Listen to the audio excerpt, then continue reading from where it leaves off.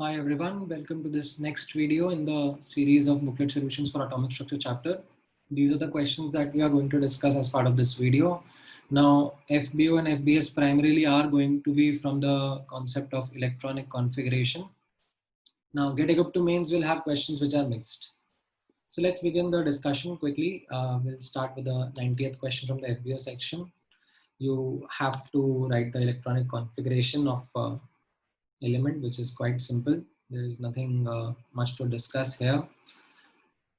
Then 91st question may the D option becomes wrong because the p subshell cannot have more than 7 electrons.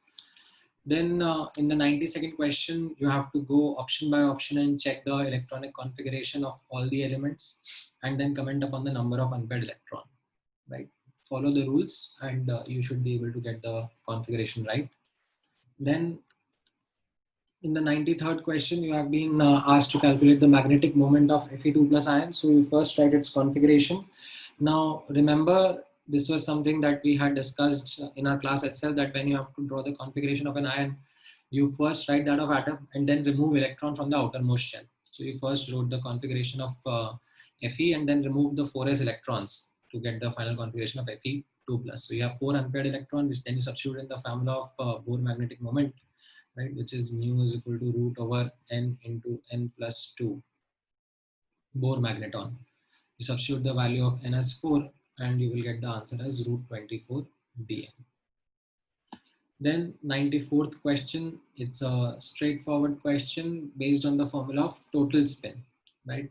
So total spin, this is something which is half into the number of unpaired electrons that are there in the D5 configuration, right? So D5 configuration, this will follow Hund's rule of maximum multiplicity. That means there will be no pairing happening, right, until each degenerate orbital has 1 electron in it. So D5 will have a configuration which all the electrons are in the same spin in different d orbitals.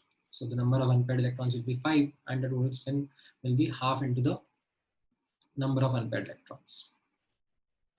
Then 95th question, the element post nickel is copper, and copper has an exceptional configuration which you will have to remember and then accordingly post the configuration. Then 96th question is again something in which you have to go option by option and talk about the number of unpaired electrons that will be there. So you first write the configuration of the elements and then remove the electron from the outermost shell. So as a consequence, you will get that magnesium 2 plus, titanium 2 plus and vanadium 3 plus. They all have noble gas configuration with no unpaired electrons. But in place of Fe2 plus, you have unpaired electrons. Right. In the 97th question, you have to only think about Pauli's exclusion principle being violated. Right? You don't have to think about other rules. So just focusing on Pauli's exclusion principle, it makes option number C as the incorrect one, in which there are electrons present in the orbital that have the same spin. Then in 98th question, the question works in a opposite manner, wherein you have been given the magnetic moment which corresponds to the number of unpaired electrons is 2. Now you have to go option by option and check which configuration will have 2 unpaired electron, and you will find out that it is nickel 2 plus. That gives you the answer. Same goes for 99th question, that you have been given the magnetic moment based on which you calculated the number of unpaired electrons. Now if you go ahead and look at the configuration of manganese, right, and then talk about removing electrons from it, you will find that after removing 4 electrons, okay, you will have 3 unpaired electrons left in the configuration. So this is something which I have written in a short manner here, but it comes with practice only. So you first write down the configuration of manganese and then you go ahead, do the calculation, then start removing electron, go in a step-by-step manner, and then you will find that Mn plus 4 is the one which has the configuration corresponding to 3 unpaired electrons, right? Then 100th question, again similar to the 99th question. In this I have gone in a detailed manner where I've written the configuration of all the different ions that are there of vanadium, and corresponding to number of the magnetic moment of root 3 Bohr magneton, that is one unpaired electron, the answer that matches is B4 plus configuration, in which there is one unpaired electron. Now, in the 101 question, this Fe bracket 3 or cobalt bracket 2 is to be written or read as the ion of iron and cobalt with the respective charge. And then the rest of the story is straightforward. All right. Coming to the FBS section, we have the 44th question in front of us, in which they are asking that which of the following will be the ground configuration of silicon. Now, this has to be as per the Hund's rule of maximum multiplicity, that pairing can only take place, right, once each degenerate orbital has one electron in between, and this is some detail regarding why it should be. Then 45th question, you have been asked that how many electrons will have n equal to 3 and l equal to 2. That means the 3D subshell, this can have a maximum of 10 electrons. Then you are in the 46th question, you have to write the configuration of the sulfide ion and the cobalt ion. So calculate the number of unpaired electron and then use the formula of the Bohr magnetic moment. All right, then coming to the get equipped question, get equipped to mains questions. So the second question is a question which talks about the set of quantum number that represent the outermost electron of aluminium. So you write down the configuration of aluminium, and then this is the outermost electron that comes in the 3p orbital, right? So you now identify its n, l, and ml value. So n is 3, l is 1, then ml can be any of the three, px, py, pz, and ms can be plus half or minus half. Okay, this is something which is up to the options then. So if you check, the only option that matches is the C option. Oh, sorry, not C option, the D option.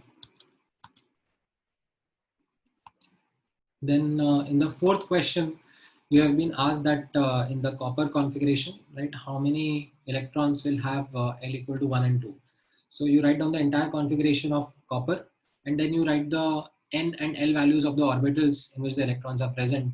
And what you have to do is check for the electrons which have L equal to 1 and L equal to 2, right? So L equal to 1 and L equal to 2, and corresponding to that you count the number of electrons. So there are 6 electrons in 2p, 6 electrons in 3p, and 10 electrons in 3d, corresponding to a total of 22 electrons, right? 12 for L equal to 1 and 10 for L equal to 2. Then in the sixth question, you have been asked for the relative order of energy of subshells, which is based on the n plus L rule, right? So greater the value of n plus L, greater the energy, and if the n plus L value is same, then greater the value of n, greater would be the energy, right? Then in the 10th question, you have been asked that, given the shell, maximum number of electrons with spin plus half in the orbital with the azimuthal quantum number L equal to 2 and magnetic quantum number M equal to plus 2. So they have fixed the value of N, L, and ML. That means it's a particular orbital that is being talked about. So within an orbital, there can be only maximum 2 electrons, and out of which one electron will have plus half spin and the other will have minus half spin. So maximum, the electrons that can have a plus half spin is just 1. Then in the 11th configuration, you can do the, follow the Aufbau rule for Z equal to 43 and get the configuration. Then 17th and 18th question, they are on the same lines, in which you have to, go option by option, right, and match the configuration. Okay. So you'll have to match the either, instead, if you are, reluctant to do the configuration bit, then what you can do is, as a short trick, you just match the total number of electrons. That might also work for faster answers.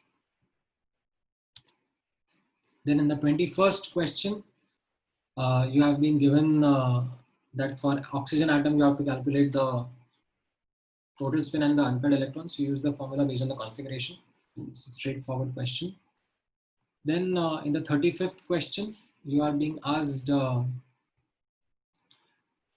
that d type orbital, right? So यहाँ पर focus करना है कि d subshell नहीं बोला है, they have mentioned d orbital. So within a d orbital only a maximum of 2 electron can be there, no?